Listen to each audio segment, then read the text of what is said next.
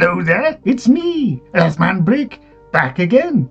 And we're back with TTCombat. Yes, this is a 10mm kit. It's, I pull the camera down and then adjust the focus. We're able to read it. So yeah, 10mm scale, 3 MDF sheets. It's got a QR code for the instructions. I don't think you need instructions for a kit this basic. But yeah, that's the radio dish kit. And yeah, I don't know what games this is for. I'm going to be using this for dioramas with transformers and such, because I've got a lot of the smaller scale kind of ones, like Dr. Wu. Yep.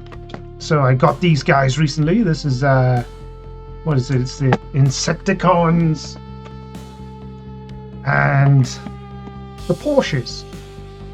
So we've got what is it? It's Smokescreen, Prowl, Blue Streak.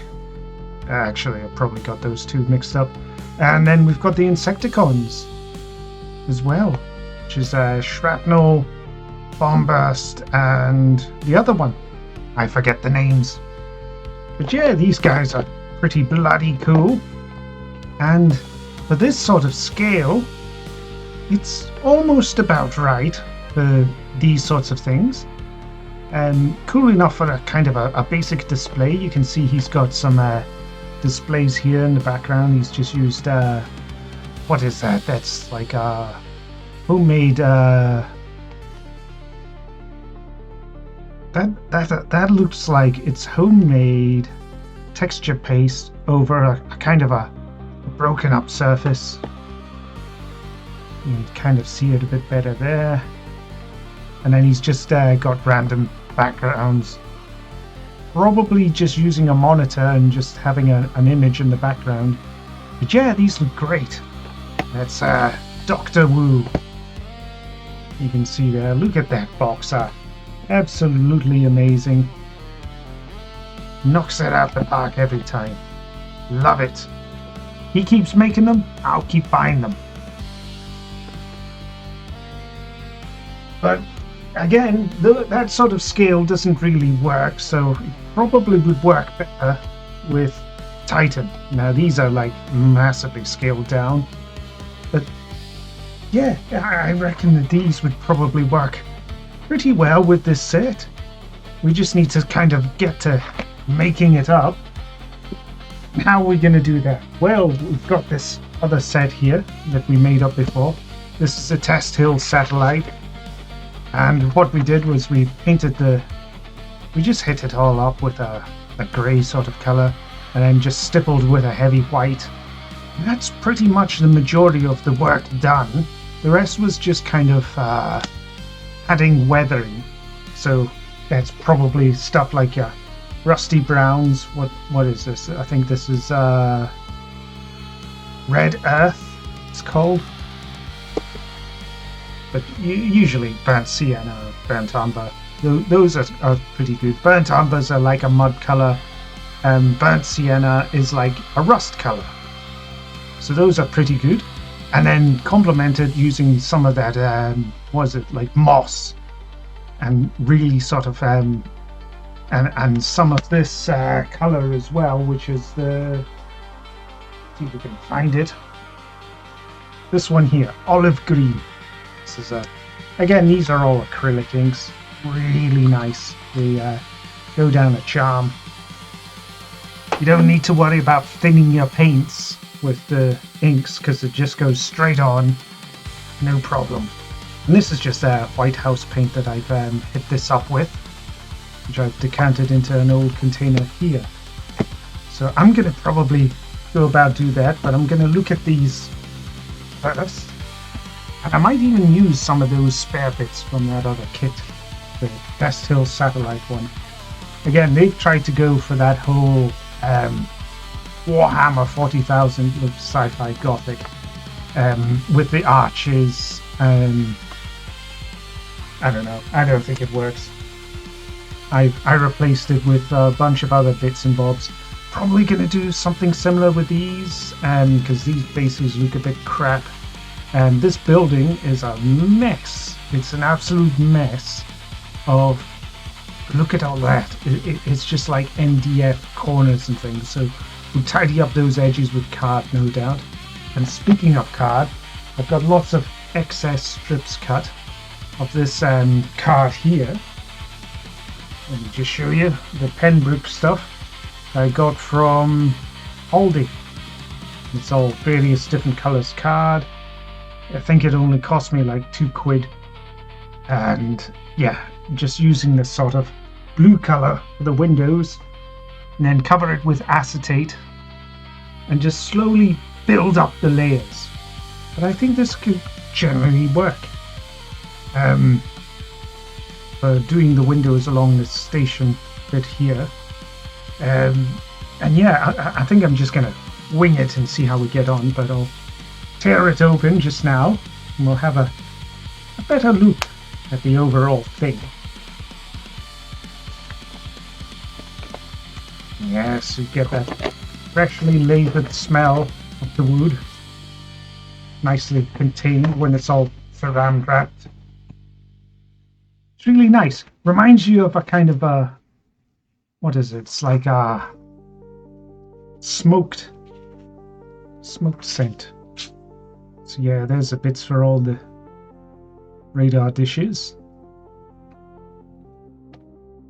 That looks like we're going to get some little push outs, which again are quite good for making little model houses like we did in another build. I don't know if that one's shown yet or not. But yeah, you can see there's the walls for the building. Does it even have a door? I don't think it does. I think it's just this little faux shutter, which is, to be honest, we could do something like that with a cable tie, to be honest. I might have to actually add extra details to the thing. Yeah, we're going to get push outs like this inner piece here. That'll be a good push out. Possibly for some Cybertronian terrain. Same with this cog looking bit here as well. But anyway, I'm going to get to painting this all up. So bye for now. See you again soon. Hello there, and we're back.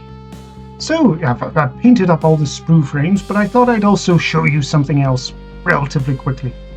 So I'll just go onto the internet here, go onto the TTCombat website, and we'll look up the radio dish, which is the name of this build, radio dish. And you'll see it's the top result here. Click on it, and it's got instructions download. As soon as you click on this, you think, oh, brilliant, I'm going to get the instructions straight away. But no, it takes you to the menu of instructions, and then you've got to search for it, right? And if I just flick back here, we've actually got it here in the form of the code. So it's TTSCWSFX. Now that part there, SFX, and then 083. Let's keep that in mind. So we've got options here, and SFX is Sci-Fi X. So we would just click on that, and the number was 083. So if we scroll down here, you can see it here. SFX 083 radio dish. Click on that, and bam, there's your instructions. So that's just another way you can find them, relatively easy, just using the code on there. So without much further ado, I'm going to get to assembling this.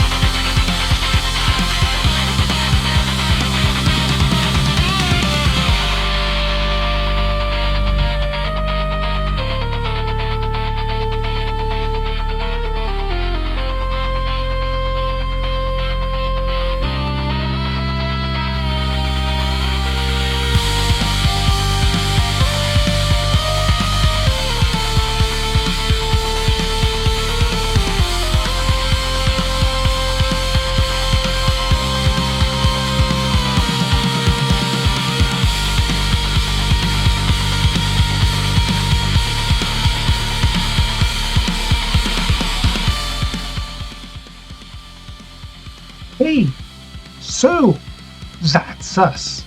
We're more or less kind of done now. We've got the satellite dishes all made up, and yeah, I'm just going to tidy these up because you can see the obvious slots there. So I'm just going to draw a little circle using a black marker pen. There we go. That already looks a little bit better, depending on which angle you're looking at it from. I might put something else on the tip, like hole punch card or something. Yep, and these parts are supposed to really rotate around. I've only put one little block of wood you're supposed to jam into, but I got frustrated and gave up. So I've just kind of settled with the one. It kind of works. Yeah, this one here, I accidentally got the spacings wrong. Not sure how. I managed to pace it out with all the others, but this one, yeah, it's slightly wonky. That's supposed to be over here, but it looks good enough. And yep, I've just gone and I still have a little bit left to do, which is to glue on the door here. Where did the door go? I had it a minute ago. There we go.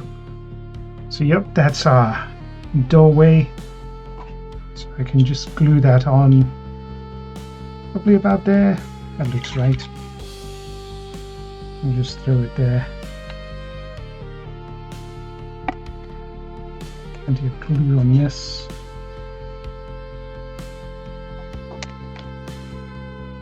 I'm just using these excess bits for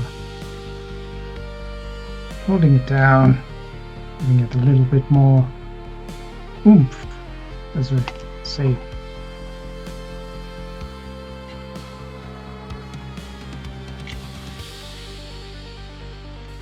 Make sure we set that and just pop on the door there. Out.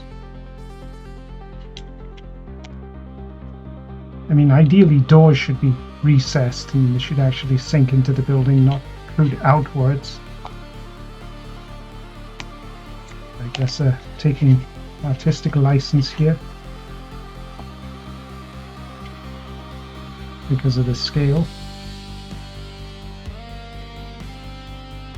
So that's our door on, and now I've got to tidy up all these edges.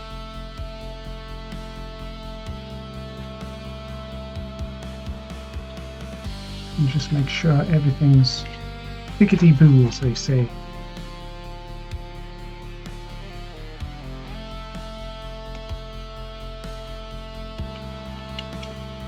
Does not want to glue on. Okay.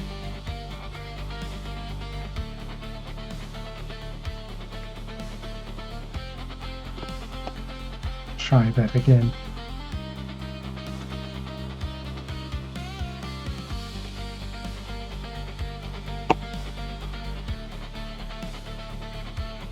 Yep, that generally works. And I'm going to tidy all this up, cover the trims, or maybe try and accentuate that. I don't know. I might give up and replace it with something else.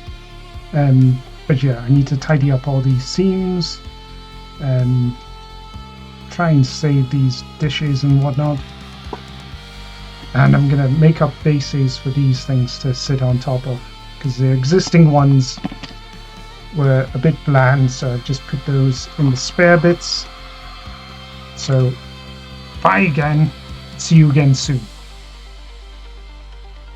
Hello again, and we're back. So let me go through this.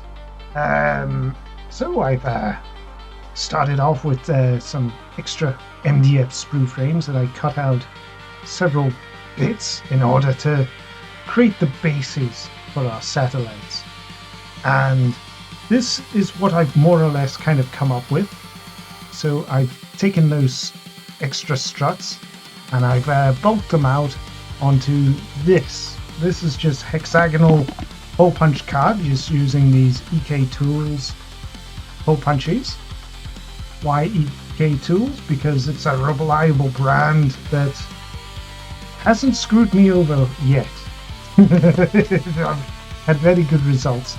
And then I've hole punched into the hexagonal piece of card several layers.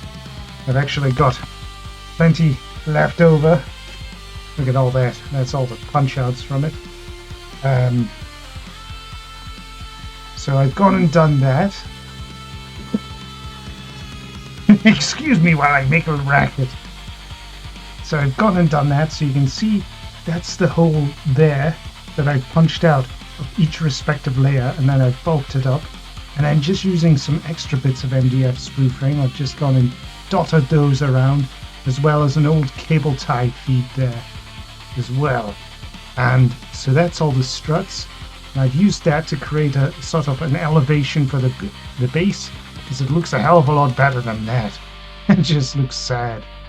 But this, I don't know, it seems to have a bit more kind of going on there, but that isn't where I stopped. So I kept going and taking these parts here, the sort of individual plates.